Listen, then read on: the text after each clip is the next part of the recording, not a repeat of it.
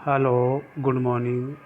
Prince residential senior secondary school की online क्लासों में आप सभी का स्वागत है। मैं आर के शर्मा, राजनीति विज्ञान का अध्यापक, कक्षा 11वीं क्लास है। आपका जो लेसन चल रहा है स्वतंत्रता का, जो है समानता का लेसन आपका चल रहा है। समानता के लेसन में अपन बात करते हैं। इस बहस की रोशनी में ये जो है प्रासंगिक होगा कि व्यक्ति के समान अधिकारों और राज्य के नीति निर्देशक सिद्धांत के रूप में समानता के बीच में फर्क किया जाए। व्यक्ति का किसी भी शैक्षिक संस्था में प्रवेश और सार्वजनिक क्षेत्र के रोजगार पाने का समान अधिकार होना चाहिए। तो ये कहा गया कि अगर व्यक्ति को समानता देना चाहते हैं और समानता लाना चाहते हैं देश में या समाज में, तो हमें व्यक्ति का किसी शैक्षिक संस्था में प्रवेश हो, चाहे वो सार्वजनिक क्षेत्र में रोजगार पाने का अधिकार हो, व्यक्ति के पास होना चाहिए। उसके ऊपर किसी प्रकार का कोई दबाव नहीं होना चाहिए। प्रतिस्पर्धा, लेकिन प्रतिस्पर्धा उचित होनी चाहिए। जब कभी कुछ सीमित साधनों और नौकरियों के लिए प्रतिस्पर्धा हो, तब वंचित समूह के लोग अलाभकारी स्थिति के शिकार हो सकते हैं। ऐसे विद्यार्थी जो अपने समुदाय में पढ़ने वालों की पहली पीढ़ी में आते हैं, अर्थात जिसके माता पिता और पूर्वज अशिक्षित हों, वो अपनी ज़रूरतों और परिस्थिति के मामले में पढ़े लिखे परिवारों के छात्रों से बहुत अलग होते हैं। दलित और स्त्री और वर्जना और वंचना के शिकार अन्य श्रेणियों के आने वाले सदस्य कुछ विशेष सहायता के पात्र और अधिकारी होते हैं।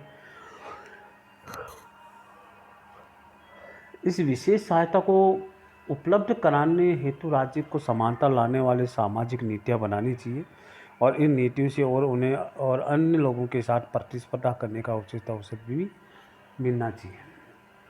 तथ्य यह है कि शिक्षा और स्वास्थ्य सुविधाओं के क्षेत्र में भी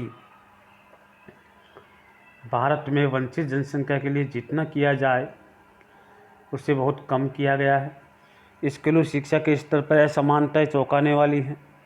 ग्रामीण और शहरी जो है झोपड़पट्टी के बहुत सारे गरीब बच्चों के स्कूल जाने की संभावना नहीं के बराबर है। यदि उन्हें अवसर मिल भी गया तब उसके स्कूल के पास उन्हें देने के लिए कुछ नहीं होता है। तो खासतौर अभी जातीय वर्गीय स्कूल की सुविधाओं की तुलना में बच्चे कुछ असमानताओं के साथ स्कूल में प्रवेश लेते हैं, तो असमानताएं उनका पीछा नहीं छोड़ती है। तो योग्यता बढ़ाने और नौकरी पाने की संभावना पर लगातार चोट पहुंचती रहती है। ये छात्र अभिजात समझे जाने वाले व्यावसायिक पाठ्यक्रमों प्रेस पाने के जो है वरीयताओं का सामना करते हैं, क्योंकि उनके पास विशेष कोचिंग के लिए ज़रूरी साधनों का अभाव होता है। व्यावसायिक पाठ्यक्रमों की फीस भी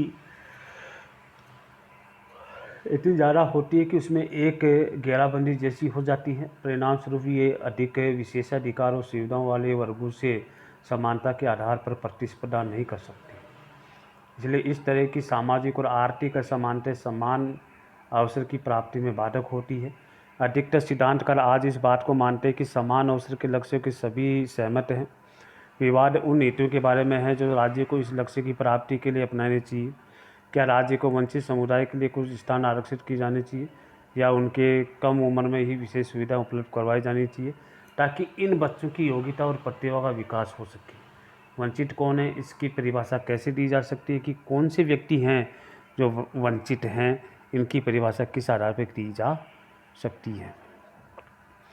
क्या वंचितों की पहचान आर्थिक आधार पर की जानी चाहिए या जातीय व्यवस्था से पैदा हुई सामाजिक असमानता के आधार पर की जानी चाहिए।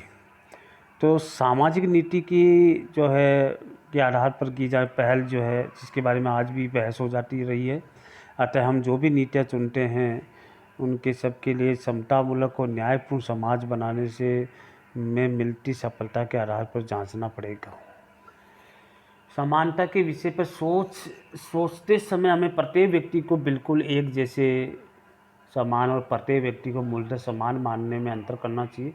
मूलतः समान व्यक्तिगत विशेष स्थितियों में अलग अलग बर्ताव की ज़रूरत हो सकती है, लेकिन ऐसे सभी मामले में सर्वोपरि और उद्देश्य समानता को बढ़ावा देना ही होगा।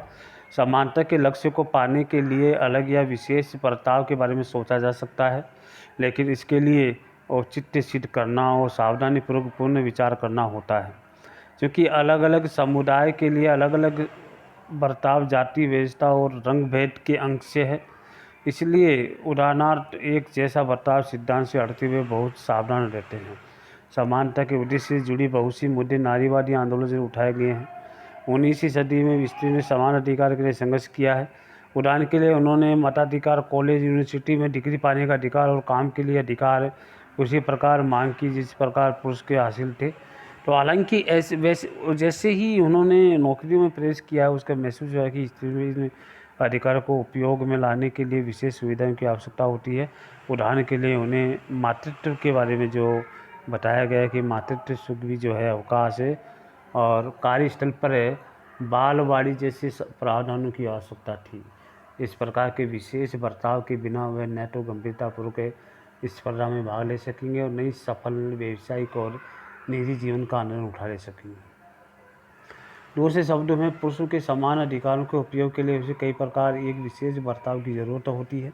जब हम समानता के मुद्दे पर सोचते हैं और ये जांचते हैं कि एक खास स्थिति में विशेष बर्ताव जरूरी है या नहीं है, तो लगातार स्वयं से ही पूछने की ज़रूरत है, क्या विशेष बर्ताव या सुनिश्चित करने के लिए आवश्यक है कि वह एक समूह समान अधिकारों का उसी प्रकार आनंद उठाए जिस प्रकार वह शेष समाज में आनंद उठा रहा है। हालांकि ये सावधानी हमेशा बरतनी चाहिए कि विशेष बर्ताव वर्चस्व और शोषण की नई संरचनाओं को जन्म न दे या विशेष बर्ताव समाज में विशेष अधिकार और शक्ति को फिर से स्थापित करने वाले एक और जो है प्रभावशाली उपकरण न बन जाए। तो विशेष प्रस्ताव का उद्देश्य के लिए औचित्य एक न्यायपरक और समतामूलक है, समाज को बढ़ावा देने के बाध्य के अलावा और कुछ भी उसके पास नहीं है।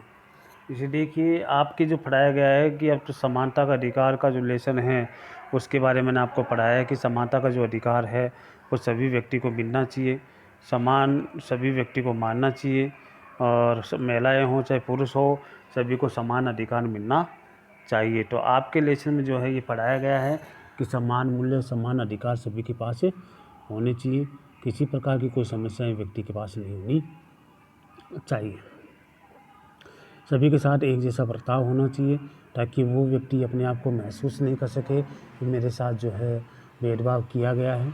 इसलिए सभी के साथ समान व्यवहार होना चाहिए। इसलिए आज के लेसन में 11वीं क्लास के विद्यार्थी को जो मैंने आपके समानता के अधिकार जो पढ़ाया, समानता का जो लेसन पढ़ाया है, सभी को जो है किताब निकाल करके और जो मैंने वीडियो बना के भेजा है उसको भी सुन करके और किताब खोल करके पढ़ें ताकि अच्छी तरह से आपको समझ में आए। फिर भी किसी प्रकार की कोई समस्या अगर आपके सामने आती है तो आप मेरे से संपर्क कर सकते हैं ताकि मैं आपकी समस्याओं का समाधान कर सकूं। किसी प्रकार की समस्या आपके पास नहीं रही तो फिर भी किसी प्रकार किसी विद्यार्थी को अगर कोई समस्या है तो वो मेरे से संपर्क कर सकता है। इसके लिए आज की क्लास में आपको इतना ही पढ़ाया जाएगा। अब आने वाले क्लास में आपको अगले टॉपिक करवाया जाएगा। जब तक के लिए जय हिंद।